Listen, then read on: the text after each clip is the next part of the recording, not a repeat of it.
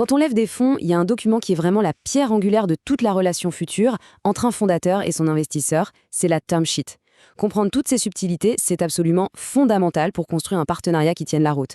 Alors on va plonger ensemble dans ce document pour en maîtriser tous les aspects. Ce qu'il faut bien comprendre, c'est que la term sheet, ça grave les choses dans le marbre. Alors oui, techniquement, elle n'est pas toujours contraignante sur l'investissement lui-même, mais moralement et sur des points comme l'exclusivité, elle l'est. Les termes qu'on y trouve vont devenir la base, souvent non négociable, du futur pacte d'actionnaires. Une fois que c'est signé, c'est quasi impossible de faire machine arrière. Alors formellement, qu'est-ce que c'est ? Eh bien, la lettre d'intention ou term sheet, son but, c'est de s'assurer que tout le monde est sur la même longueur d'onde sur les bases de l'accord. C'est un outil qui permet de mettre noir sur blanc des points parfois complexes, et ce, avant d'engager des frais d'avocat monstrueux pour rédiger toute la documentation finale. On peut vraiment voir ce document comme le plan d'architecte de la future collaboration. Chaque élément, chaque clause, c'est une brique qui va définir l'équilibre de la relation pour les années à venir. C'est pour ça que chaque détail compte et doit être négocié avec le plus grand soin. Alors, comment on va décortiquer ce plan ? C'est simple. D'abord, on va parler argent, l'économie du deal. Ensuite, on verra qui décide de quoi, donc le partage du pouvoir. Puis, comment tout ça peut se terminer, les stratégies de sortie. Et enfin, et c'est peut-être le plus important, on regardera ce qui se cache derrière les clauses, la relation humaine. Allez, on attaque direct avec le nerf de la guerre, l'argent. Il y a 2 questions fondamentales sur la table. Premièrement, combien vaut l'entreprise ? Et deuxièmement, comment est-ce qu'on se partage le gâteau en cas de succès, mais aussi si les choses tournent moins bien que prévu. Bon, le point de départ de toute discussion, c'est la valorisation. Il y a 2 termes à maîtriser sur le bout des doigts, pré-money et post-money. La valo pré-money, c'est la valeur de la start-up juste avant que le chèque de l'investisseur n'arrive. La post-money, c'est tout simple, c'est la pré-money plus le montant de l'investissement. C'est cette valo post-money qui aide à déterminer le pourcentage que l'investisseur prendra dans la boîte. Prenons un exemple, ce sera plus clair. Disons qu'un fonds d'investissement met 10 millions d'euros sur la table en échange de 20% de l'entreprise. Eh bien, ça implique que la valorisation post-money est de 50 millions d'euros. Le calcul est tout bête, 10 millions, c'est bien 20% de 50 millions. Et donc, la valo pré-money, elle, était de 40 millions. Et là, on touche à un point vraiment sensible pour les fondateurs, la dilution. En général, la pratique du marché, et c'est un bon repère à avoir en tête, c'est de céder entre 15 et 25% du capital à chaque tour de financement. L'enjeu, c'est de trouver le bon équilibre. Mais attention, la valo, c'est une chose. Il y a d'autres clauses financières qui sont tout aussi importantes. Ok, maintenant, une clause qui peut faire très, très mal si on ne la comprend pas. La liquidation préférentielle.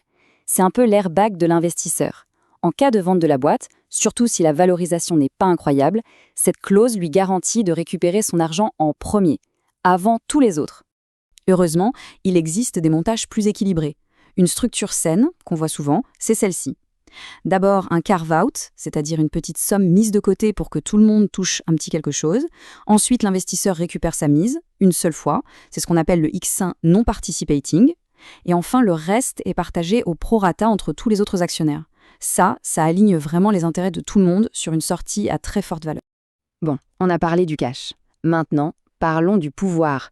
Parce qu'une term sheet, ce n'est pas juste une histoire de pourcentage. C'est aussi la question de qui a le dernier mot sur les décisions importantes. C'est tout le chapitre de la gouvernance. Et croyez-moi, c'est tout aussi crucial que la valo. Évidemment, l'investisseur va vouloir son mot à dire. C'est normal, il met son argent en jeu. Il va donc demander des droits de protection, souvent sous la forme de droits de veto sur des décisions stratégiques, comme celles que l'on voit ici. Le but n'est pas de micromanager, mais de trouver le juste équilibre entre le contrôle de l'investisseur et l'autonomie de l'équipe de management. Et c'est là que ça devient intéressant. Parce que toutes ces clauses, tous ces droits de veto, ça ne vaut rien s'il n'y a pas de confiance. Comme le dit très bien cette citation, un bon investisseur, c'est quelqu'un qui est capable d'empathie, qui se met à la place de l'entrepreneur, c'est un partenaire, pas un surveillant. Et c'est la qualité de cet échange qui fait toute la différence. Très bien, on a l'argent, on a le pouvoir, maintenant il faut penser à la fin. Et oui, un investissement en capital risque, ce n'est pas pour la vie. L'objectif ultime, c'est la sortie, c'est-à-dire la vente des parts de l'investisseur. Et la term sheet, elle prépare déjà ce moment-là. D'un côté, l'investisseur veut être sûr que les fondateurs ne vont pas quitter le navire. C'est ce qu'on appelle le lock-up, une période, souvent de plusieurs années, où ils ne peuvent pas vendre leurs actions. Mais de l'autre, après des années de travail acharné, un fondateur peut avoir besoin de respirer un peu financièrement.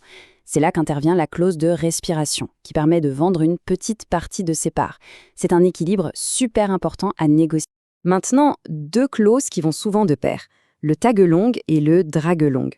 Le tag-along, ou droit de suite, c'est la protection des actionnaires minoritaires.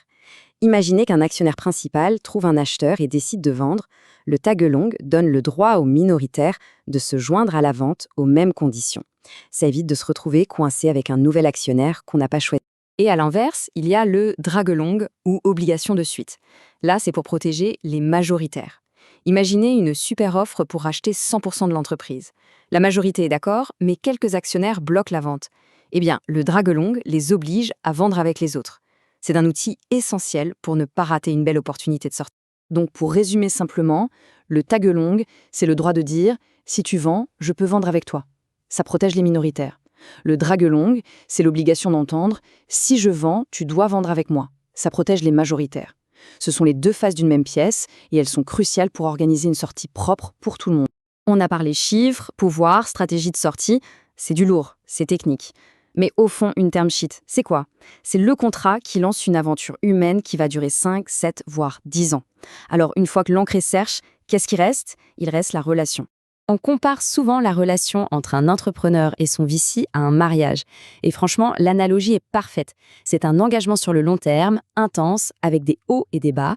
Alors, avant de dire oui, il faut vraiment être sûr de savoir avec qui on s'engage. On peut passer des nuits entières à débattre d'un chiffre dans un tableau Excel. Mais si la confiance et le respect mutuel ne sont pas là, même le meilleur deal du monde sur le papier ne pourra pas fonctionner. La qualité de la relation humaine, c'est le vrai moteur de la création de valeur sur le long terme. Alors à quoi ça ressemble, un bon partenaire? C'est bien plus que quelqu'un qui signe un chèque. C'est une personne stable, directe, honnête, mais c'est surtout un facilitateur.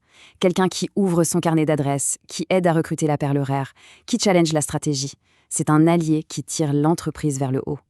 Au final, cette term sheet qui a l'air si technique n'est que le point de départ d'une relation intense.